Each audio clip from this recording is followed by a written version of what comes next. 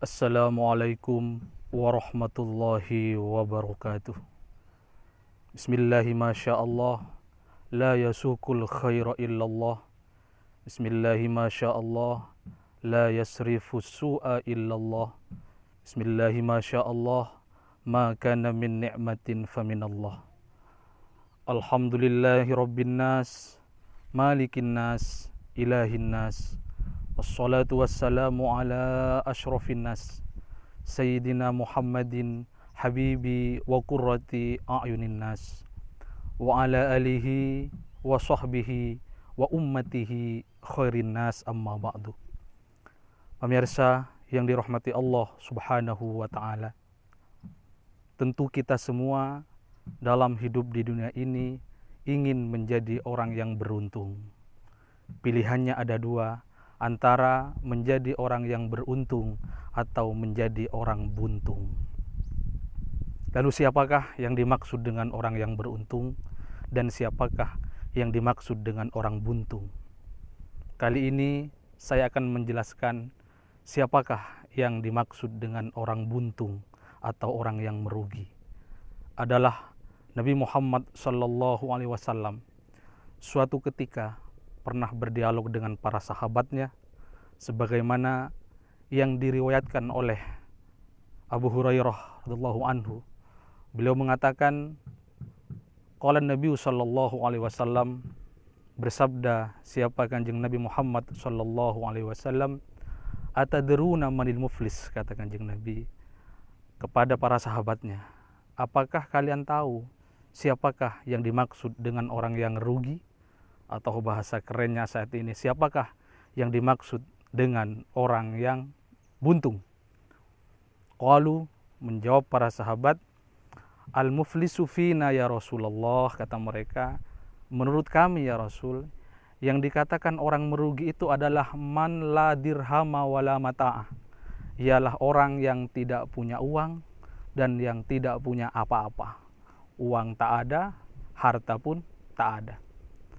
Faqala sallallahu alaihi wasallam, kemudian Nabi Muhammad sallallahu alaihi wasallam memberikan komentar balik.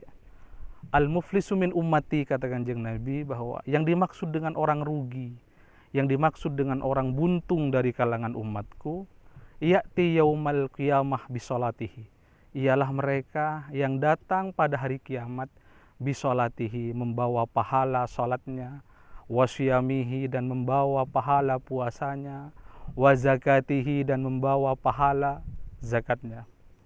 Fayati, kemudian dia datang, wa qad syatama hadza, datang seseorang, wa qad syatama hadza, tetapi orang muflis tadi, orang yang merugi tadi, syatama hadza, qad syatama hadza, pernah mencaci maki kepada orang tersebut.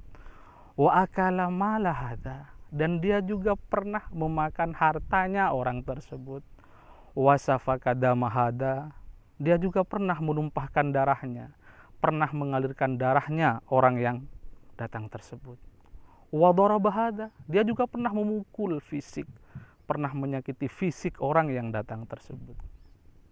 Fayaqudu, kemudian dia terduduk, duduk orang tersebut, begitu banyak orang yang datang.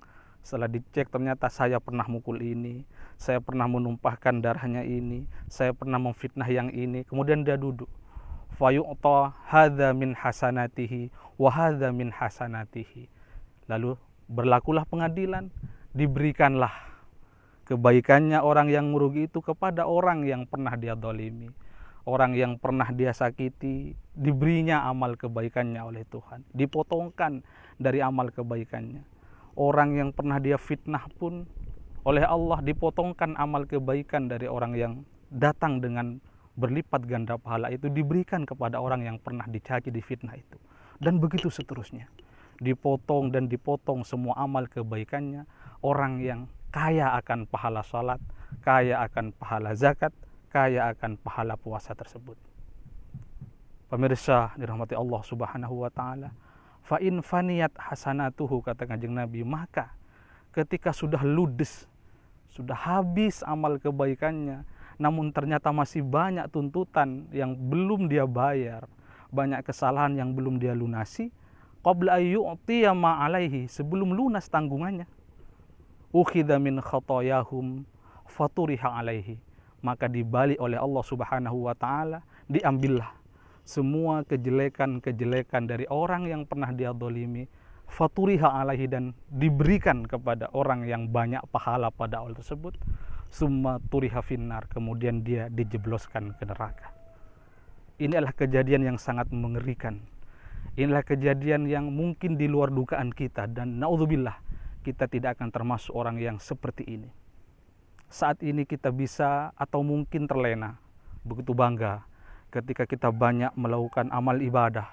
Salat kita setelah kita kalkulasi bagus, puasa kita lancar, haji kita kalau perlu berkali-kali, sedekah kita kalau perlu banyak tak terhitung jumlahnya, dari yang terkecil sampai yang terbesar. Berhaji bisa berkali-kali, salat juga begitu, zakat juga begitu, dan semua amal ibadah. Sehingga secara kalkulasi kemanusiaan kita adalah orang yang terbanyak pahalanya. Tetapi kita abai terhadap sesama muslim, kita abai terhadap sesama tetangga kita abai terhadap keluarga kita. Begitu sering kita menyakiti mereka, baik dengan lisan kita atau dengan tindakan kita menyakiti mereka sehingga mereka terluka perasaannya. Kita pernah mencaci mereka, kita pernah memfitnah mereka, kita pernah menggibah mereka tanpa kita sadari atau bahkan yang memang terang-terangan kita lakukan. Hal seperti ini, pemirsa rahmat Allah Subhanahu wa taala, kalau sampai terjadi dan kita meninggal dunia atau mereka mendahului kita belum sempat bermaaf-maafan, kita belum sempat melakukan zero, belum sempat melakukan kosong dari dosa-dosa kita, maka kelak pada hari kiamat akan berlakulah pengadilan seperti ini. Kita akan dituntut untuk membayar lunas semua kesalahan kita dengan pahala yang kita miliki, dengan pahala yang kita kumpulkan setiap saat dan waktu untuk menabung sekian banyak pahala. Ternyata besok akan dibayarkan kepada kesalahan-kesalahan yang pernah kita lakukan kepada orang lain yang belum sempat kita mintakan maaf.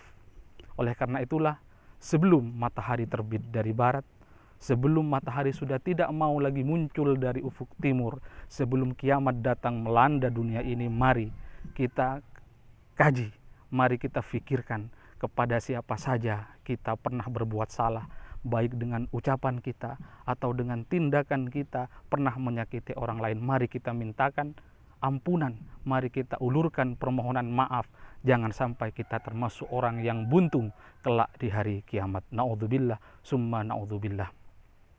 Hadirin pemirsa yang dirahmati Allah Subhanahu wa taala, mungkin hanya ini yang dapat saya sampaikan pada kulutum kali ini.